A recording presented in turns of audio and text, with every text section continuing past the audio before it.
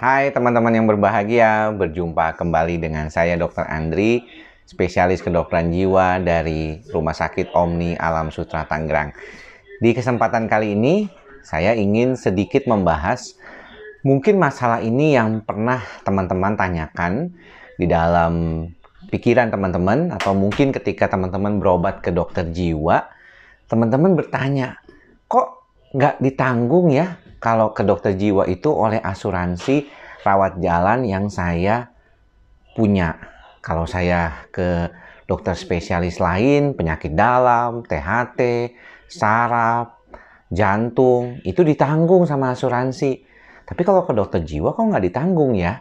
Nah, saya ingin menjelaskan sedikit tentang hal ini dan mudah-mudahan ini bisa menjawab pertanyaan teman-teman dan juga banyak orang ya terkait dengan mengapa berobat ke dokter jiwa tidak bisa ditanggung oleh asuransi, khususnya asuransi swasta.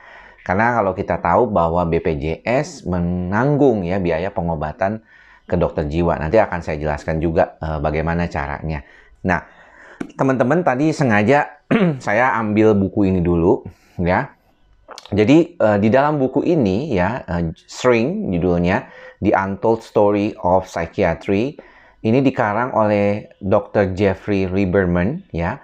Ini adalah seorang psikiater dari Amerika Serikat. Bukunya ini cukup tebal ya, segini kira-kira tebalnya. Ada sekitar 322 halaman.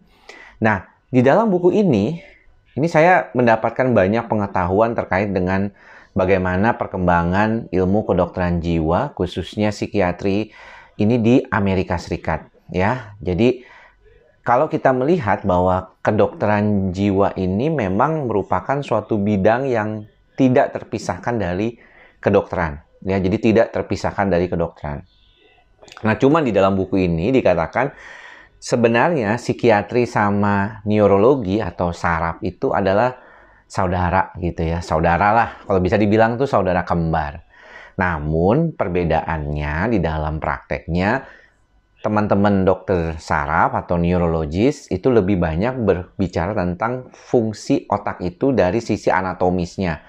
Biasanya misalnya ada gangguan seperti stroke, gangguan nyeri, kemudian juga ada masalah yang berkaitan dengan vertigo, kemudian juga ada yang berkaitan dengan misalnya penyakit-penyakit saraf ya, seperti Guillain-Barré, kemudian rheumatoid arthritis juga yang berkaitan dengan sistem imunitas. Kadang-kadang juga ada yang mentok-mentoknya larinya ke masalah gangguan saraf juga gitu ya.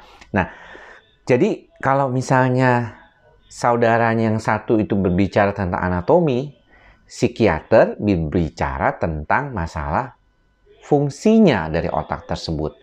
Fungsi apa yang ditanamkan yang lebih dominan, yaitu fungsi berpikir, fungsi berperilaku, dan juga fungsi melakukan kerjaan yang paling sulit nih yang ternyata yang dipikirkan, yaitu fungsi perasaan ya. Jadi kalau fungsi perasaan ini yang paling sulit ya, karena ternyata kalau dibilang ternyata dalam buku ini dikatakan dulunya kalau kita melihat ya, Freud sendiri, Sigmund Freud, seorang psikoanalitik yang paling terkenal itu, beliau itu ternyata dulunya dokter saraf.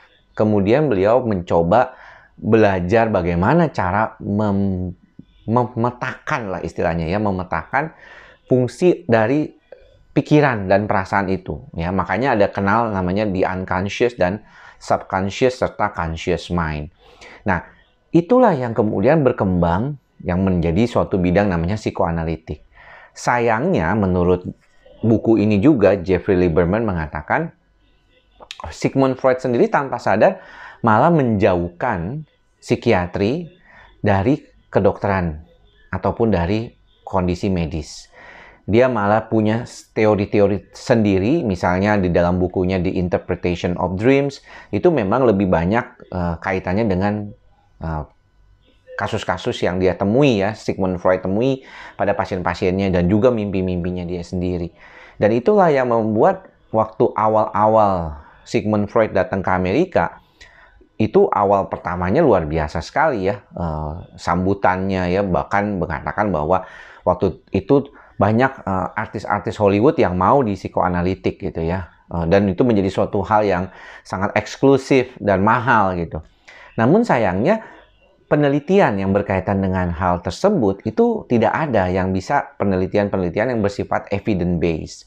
Sedangkan teman-teman neurologis ataupun teman-teman dokter saraf, dokter penyakit dalam yang lainnya, penelitiannya sudah mulai evidence based ya, sudah mulai ada bukti-bukti klinis yang diterjemahkan di dalam praktek untuk membantu banyak pasiennya. Sedangkan psikiatri ini penelitiannya nih banyak yang masih belum bisa membuktikan apakah kondisi ini bisa membantu pasien-pasien ya di zaman itu ya, tahun 1920-an, 30-an, 40-an ya. Sampai akhirnya tahun 19 awal-awal di mana Sigmund Freud itu datang gitu ya ke Amerika. Nah, ini yang menarik ya, bahwa ternyata di DSM-3 sendiri ya, di mana itu merupakan tonggak terjadinya suatu kriteria diagnostik yang pasti ya di kalangan dokter jiwa, itu terus berkembang ya. Baru sekitar tahun 1970-an ya kemari itu baru mulai perkembangan psikiatri sebagai salah satu cabang ilmu kedokteran. Itu menjadi sesuatu yang sangat lebih dominan gitu ya. Kalau dulu mungkin dikatakan di dalam buku ini juga, Emil Kraepelin itu kalau melihat pasien yang mengalami gangguan schizophrenia ya, waktu itu ya kita cuma bisa institutionalize gitu. Jadi orang itu dimasukin ke dalam asilum ya, dulu tuh istilahnya, kayak ruangan gitu yang penuh dengan banyak orang-orang yang tidak waras lah istilahnya waktu itu, dikumpulkan gitu. Dan terapinya itu ya nggak jelas ya, terapinya belum ada terapi obat yang jelas. Kalau teman-teman pernah nonton film The Asylum, pernah nonton film The Shutter Island gitu ya, pengobatannya masih sangat-sangat, bahkan di Beautiful Mind juga dia, itu John Nash ya di situ, salah satu tokohnya bahkan diobati dengan berbagai macam cara ya, dibikin koma dengan hipoglikemi, disuntikan obat yang membuat dia turun glikemi atau gula dalam darahnya, kemudian juga diberikan terapi shock, terapi dingin ya, pakai es gitu ya. Jadi masih belum jelas tuh terapinya ya. Dan di dalam buku ini dikatakan itu masa-masa yang sangat berat ya. Kenapa? Karena kondisi ini sangat sulit ya. Padahal dari zaman Hippocrates itu sudah dikenal gitu ya. Ada melankolia namanya, ada suatu kesedihan yang terus-menerus gitu ya. Yang mana waktu itu tidak pernah bisa dijelaskan dari mana ini berasal. Nah, teman-teman, beruntunglah di tahun 80-an, 70-an awal sebenarnya sudah mulai penelitian banyak banget ya berkaitan dengan ilmu kedokteran jiwa ini, dan akhirnya kita bisa menemukan banyak masalah yang berkaitan dengan masalah kejiwaan, depresi, cemas, psikosomatik, gangguan schizophrenia yang tadi saya sebutkan, itu sebagai sesuatu yang jelas gitu ya, ada di sistem saraf pusat otak kita. Bahkan penelitian-penelitian sekarang terkait dengan behavior, perilaku juga banyak dilakukan ya, bekerja sama antara neuropsikiatri ya dengan saraf dan juga psikiatri sebagai salah satu cabang ilmu yang juga sedang diminati belakangan ini. Nah, kembali ke pertanyaan awal, lalu kenapa kok belum bisa ditanggung? Bahkan di dalam beberapa surat dari asuransi itu saya sudah menemukan ya, kalau psikosomatik tuh tidak bisa gitu ditanggung ya, penyakit-penyakit yang tidak bisa ditanggung, penyakit psikosomatik, penyakit keturunan ya, yang seperti kayak bawaan ya, dianggapnya tuh kelainan bawaan, kongenital, itu tidak bisa diobati dengan menggunakan asuransi. Nah, ternyata itu bukan cuma ada di Indonesia, di seluruh dunia juga hampir rata-rata masalah gangguan kejiwaan itu tidak ditanggung ya oleh asuransi ya. Kecuali kalau misalnya asuransi yang negeri seperti BPJS ya, Medicaid, Medicare di Amerika misalnya juga menanggung. Nah, di dalam buku ini diceritakan bahwa itu disebabkan karena waktu itu ada suatu orang yang masuk menyamar sebagai orang yang mengalami gangguan kejiwaan, didiagnosis oleh dokternya itu sebagai orang mengalami kejiwaan dan dimasukkan ke dalam rumah sakit atau mental hospital saat itu. Dan itu beberapa kali, dan gerakan inilah yang kemudian mencoba membuat gitu ya suatu stigma jelek gitu ya, bahwa psikiater itu bisa mendiagnosis salah gitu kepada orang yang normal tapi berlagak mengalami gangguan kejiwaan. Nah, sejak itulah makanya ada problem ya di dalam bagaimana pengobatan untuk menanggung ya dari asuransi itu, yang mereka nggak mau karena wah kalau begini berarti nggak jelas nih kapan bisa baiknya. Kalau orangnya itu memang punya latar belakang kepribadian yang kurang bagus, dianya juga nggak mau sembuh dari penyakitnya, bisa aja dia itu mengalami berkepanjangan gitu ya, gangguan yang berkepanjangan gitu, nggak mau sembuh gitu. Dan itu sampai sekarang ya, kita tahu bahwa stigma terhadap psikiatri ini masih sangat berkembang.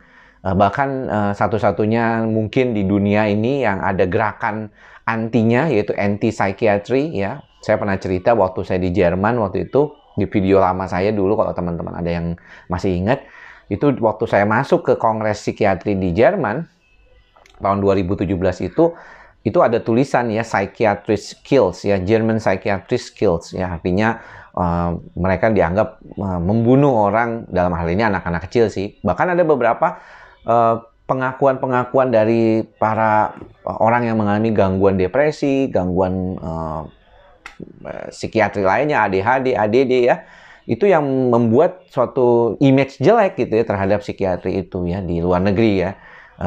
Pengakuan-pengakuan terhadap penyembuhan-penyembuhan yang bisa dilakukan selain daripada penyembuhan obat gitu ya. Padahal sudah jelas terbukti ya, dan sekarang sudah ada evidence-based medicine ya, jadi kedokteran berbasis bukti yang membuktikan penelitian-penelitian penggunaan obat-obatan seperti antidepresan, anti cemas untuk pasien-pasien yang mengalami gangguan cemas depresi, pasien psikotik juga yang menggunakan antipsikotik itu mendapatkan hasil yang baik, yang signifikan.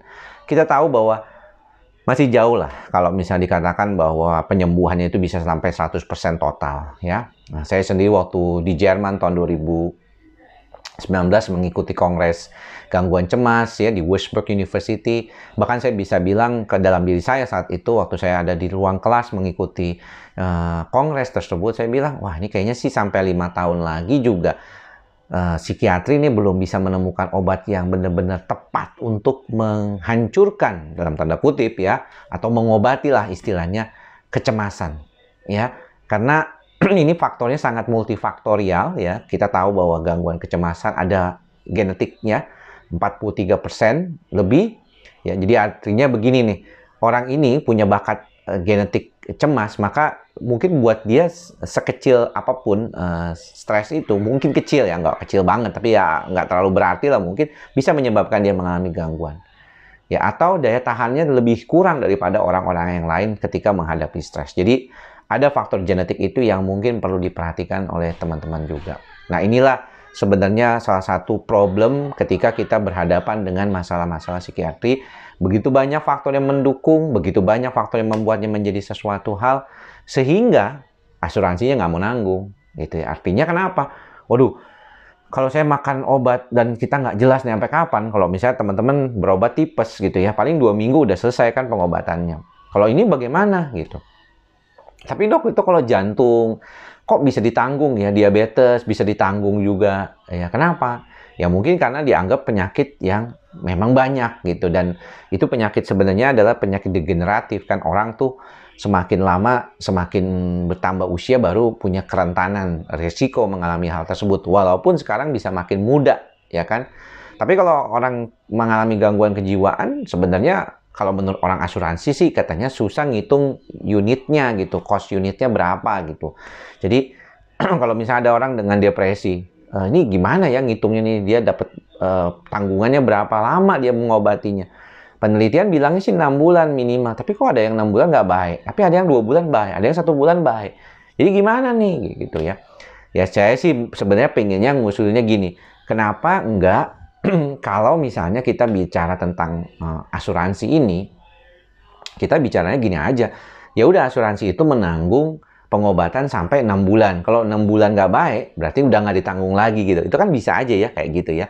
Jadi kan lebih fair gitu menurut saya gitu ya. Tapi kan ini saya bukan orang asuransi, saya bukan anak ekonomi yang bisa menghitung cost unitnya kalau misalnya berkaitan dengan premi dan yang lain-lainnya.